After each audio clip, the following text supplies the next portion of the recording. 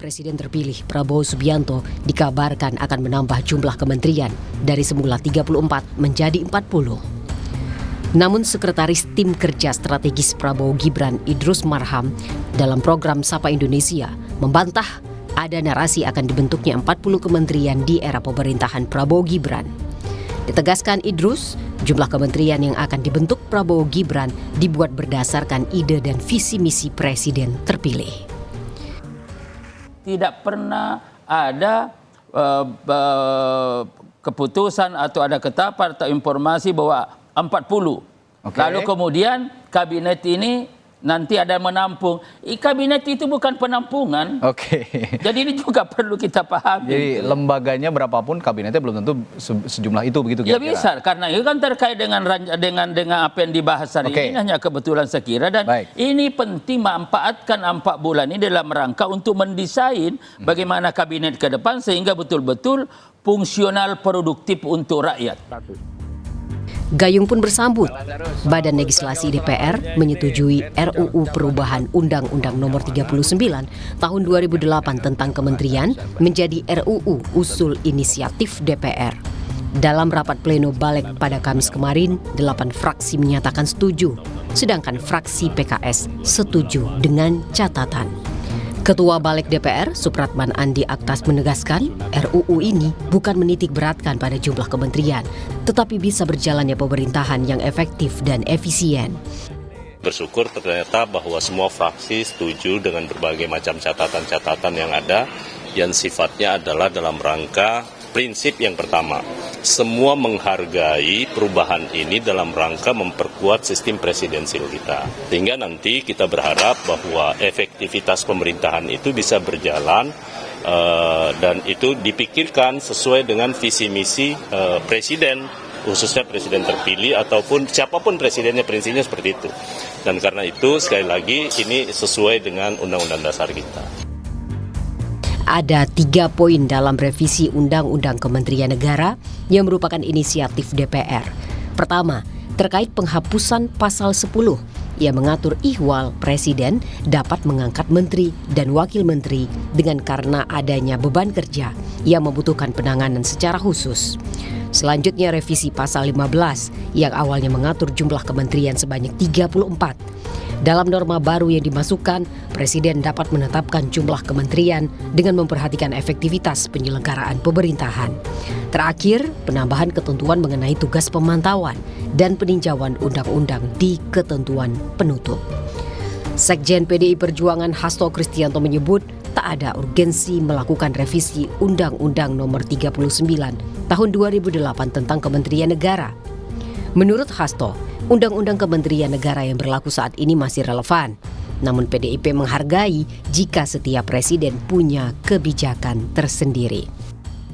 PDI Perjuangan kami percaya bahwa dengan Undang-Undang Kementerian Negara yang ada sebenarnya masih visioner untuk mampu menjawab berbagai tantangan kehidupan bangsa dan negara saat ini. Tetapi ya tentu saja setiap presiden punya kebijakan tersendiri.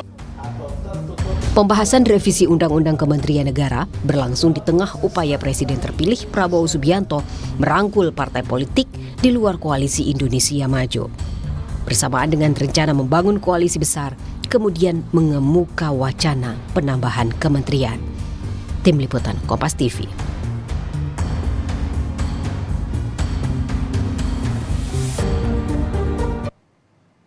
Ya saudara, bak gayung bersambut di tengah upaya Presiden terpilih Prabowo Subianto merangkul partai politik di luar koalisi Indonesia Maju dengan rencana membangun koalisi besar. Kemudian ada DPR yang menyetujui pembahasan RUU Kementerian Negara. Kita bicara untung rugi revisi Undang Kementerian Negara bersama dosen Hukum Tata Negara Universitas Andalas, Ferry Amsari. Selamat siang, Mas Ferry. Siang, Mas. Mas, wacana penambahan jumlah menteri bukan lagi fata morgana, bukan lagi ilusi, Mas. Tetapi ini bisa jadi kenyataan setelah kemarin Balik DPR menyetujui Undang-Undang Kementerian Negara menjadi undang-undang usulan inisiatif DPR. Analisa Anda seperti apa? Ya, kebutuhan terhadap bagi-bagi kue kekuasaan itu kan selalu ada ya begitu presiden baru hendak dilantik. dan nuansa itu yang mengedepan di dalam upaya revisi undang-undang Kementerian Negara ini, sebab ketentuan pasal 15 Undang-Undang 39 2008 itu betul-betul membatasi upaya untuk negosiasi kepentingan elit politik dalam membagi-bagi kue kekuasaan, karena kementerian hanya dibatasi 34 kementerian. Ini yang membuat pilihan politik presiden tidak luas ya, untuk kemudian seluruh kepentingan koalisinya bisa diperoleh. Nah, menurut saya banyak teman-teman partai politik presiden terpilih tidak memahami konteks kenapa pasal 15 itu dibuat. Pasal 15 itu sendiri dibuat untuk membangun pembagian kabinet agar menciptakan sistem presiden yang lebih efektif dan efisien. Nah, ini yang sebenarnya menjadi dasar kenapa hanya dibatasi menjadi 34. Sebab banyak sejarah masa lalu kita, kalau dibuka seperti itu selalu saja upaya memastikan bagi-bagi kekuasaan itu akan semakin besar.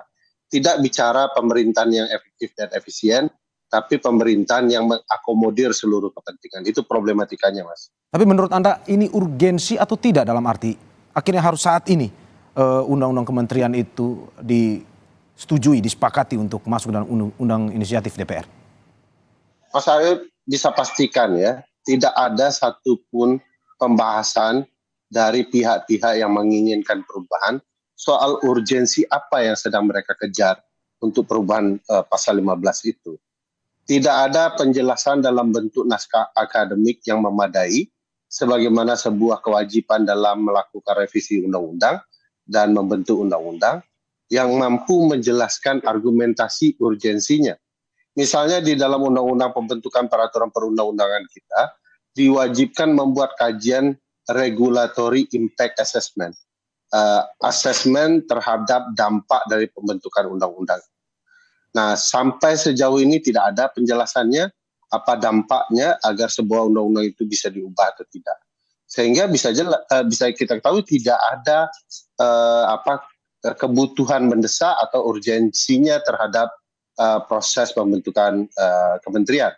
Jadi memang tidak ada itu, Mas. Semata-mata pasti bicara soal bagaimana membagi kue kekuasaan itu jauh lebih besar. Oke Mas, ini saat ini pembahasan sedang berjalan dan saya akan sedikit mereview terkait dengan ada 3 poin sebenarnya dalam revisi Undang-Undang Kementerian Negara ini. Kita lihat yang pertama terkait soal wakil menteri masuk kabinet dan tidak lagi jenjang karir. Tanggapan Anda, apakah memang saat ini pasal 10 ini memang membutuhkan revisi yang diperlukan saat ini atau tidak menurut Anda? Jadi selama ini sejak Undang-Undang 39 2008 dibentuk, selalu ada mekanisme curang ya, quote and quote ya, cheating dari pembentuk kementerian. Jadi kabinet itu dibentuk dengan cara yang agak curang gitu ya. Pasalnya begini, undang-undang sudah membatasi untuk wakil menteri itu adalah figur-figur profesional, sehingga sulit bagi figur-figur politik untuk masuk. Dan itu juga disebut cheating karena menteri dibagi 34, tapi wakil menteri itu bisa dalam jumlah yang sesuka presiden, bisa 2, bisa 3 begitu ya. Dan pembagian seperti itu membuat kue politik yang besar, cuman diarahkan hanya untuk wakil menteri. Nah, sekarang para wakil menteri itu hendak diberikan kepada teman-teman politik ya, teman-teman politisi. Sehingga kemudian kalau kemudian pasal profesionalitas itu dihapus, presiden bisa menunjuk siapapun untuk menjadi wakil menteri. Jadi akan jauh lebih mubazir lagi karena upaya menunjuk wakil menteri bukan kepada kapasitas untuk menolong menteri karena kemampuan profesionalitasnya, tetapi figur yang ditunjuk karena kepentingan bagi-bagi kue kekuasaan dari koalisi yang ada. Jadi ini malah membuat celah yang luar biasa. Pembentukan kabinet kita tidak berbasis kepada kapasitas, tidak akan ada lagi zaken kabinet, yang ada adalah orang-orang politisi yang betul-betul menginginkan berbagai jabatan untuk kepentingan-kepentingan politik pula. Berarti menurut Anda ini adalah sebuah penurunan sebenarnya dengan mengambil wamen bukan lagi dari profesional tetapi juga dari politis juga bisa masuk nih sebenarnya.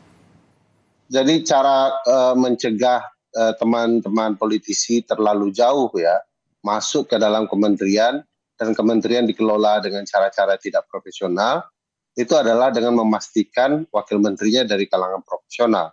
Jadi nolong teman-teman politisi juga lah posisi ini.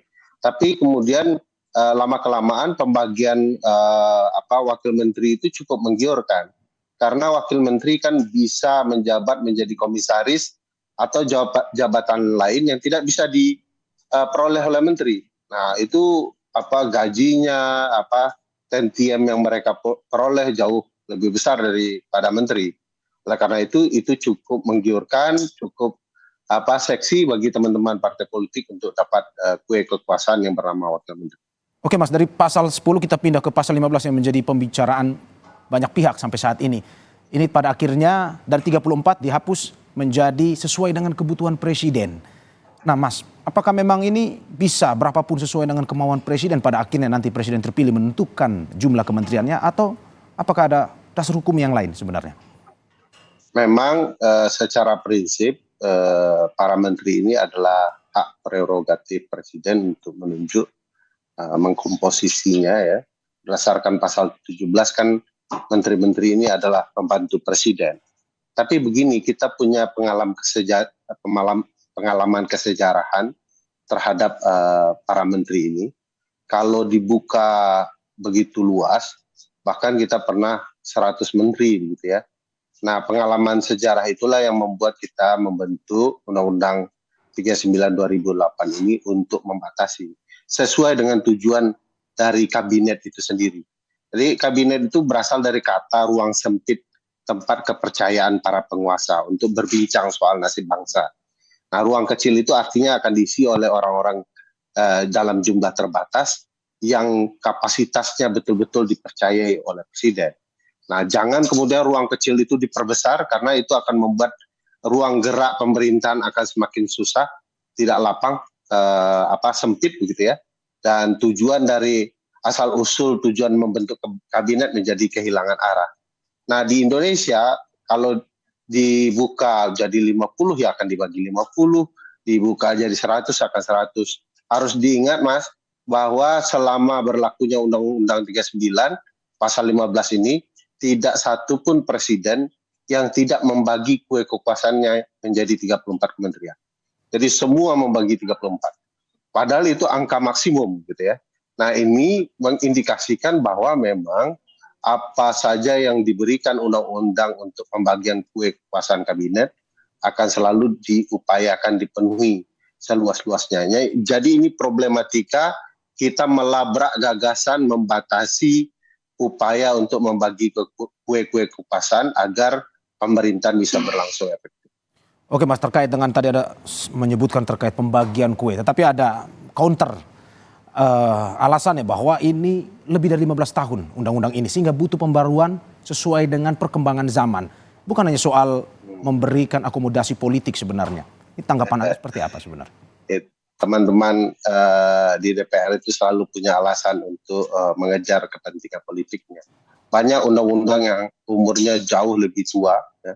Bahkan beberapa undang-undang masih produk Belanda, bahkan ada undang-undang yang memenjarakan anak negerinya sendiri, tapi buatan kolonial begitu ya. Bahkan ada undang-undang 1 tahun merdeka diributkan kemarin, undang-undang 1 tahun 46. Nah, ini bicara baru 15 tahun tetapi tidak bisa mengetahui urgensinya soal apa. Kenapa dari 34 menuju 40 itu apa? Apa yang namanya kebutuhan presiden itu? Apa yang namanya berdasarkan kepentingan presiden? Tidak bisa dijelaskan. Padahal ke-34 kementerian itu selalu memenuhi standar program-program yang dilakukan setiap presiden. Jadi bohong kalau mengatakan ini soal kebutuhan karena sudah berlaku lebih dari 15 tahun. Menurut saya bukan itu alasannya. Alasannya adalah bahwa kue kekuasaan perlu lebih besar agar setiap orang dapat jatah. Gitu ya. Nah, ini yang sebenarnya menjadi gambaran tolak ukurnya tidak ada. kami sendiri dalam penelitian kami di 2014 menyampaikan hanya dibutuhkan 26 menteri dari 34 kementerian. Jadi kami upayakan kementeriannya tetap 34, tapi menterinya hanya 26. Sebab mengganti nomenklatur kementerian akan memubazirkan keuangan negara lagi. Karena setiap ganti nomenklatur, itu kop surat seluruh Indonesia harus diganti dan itu beban biaya yang miliaran sifatnya. Jadi bahkan menteri dikurangi, tetap kementerian, kita masih butuh biaya besar, apalagi menambahnya. Nah di tahun 2019, teman-teman asosiasi pengajar hukum tata negara, hukum administrasi negara, malah mengusulkan 24 menteri. Jadi lebih menyederhanakan, bahkan menghapus menteri koordinator. Karena menteri koordinator adalah jabatan yang tidak dibutuhkan dan berseberangan dengan konstitusi. Konstitusi kita tidak mengenal menteri koordinator. Nah, upaya efektif dan efisien ini punya penjelasan ilmiahnya. Nah, menambah 40 apa penjelasan ilmiahnya? Kecuali bahasa-bahasa mengambang soal kebutuhan presiden.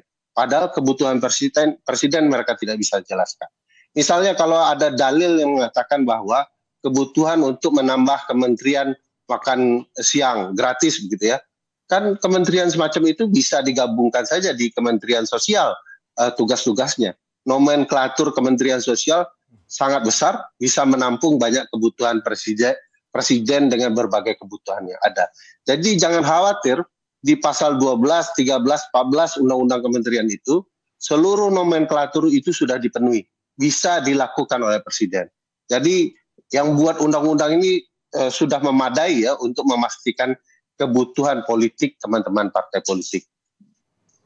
Oke Mas, ini sejalan dengan apa yang Anda sampaikan tadi, karena memang di beberapa negara lain yang populasinya sama dengan Indonesia pun jumlah kementeriannya memang disesuaikan dengan kebutuhan yang ada. Termasuk di Indonesia, selain tadi Anda sudah memberikan informasi terkait penelitian yang Anda lakukan, ada juga penelitian, ini kajian bahwa Indonesia cocoknya 24 menteri saja. Ini bahkan 34 ini jauh lebih banyak ketimbang dari kajian yang dilakukan ini.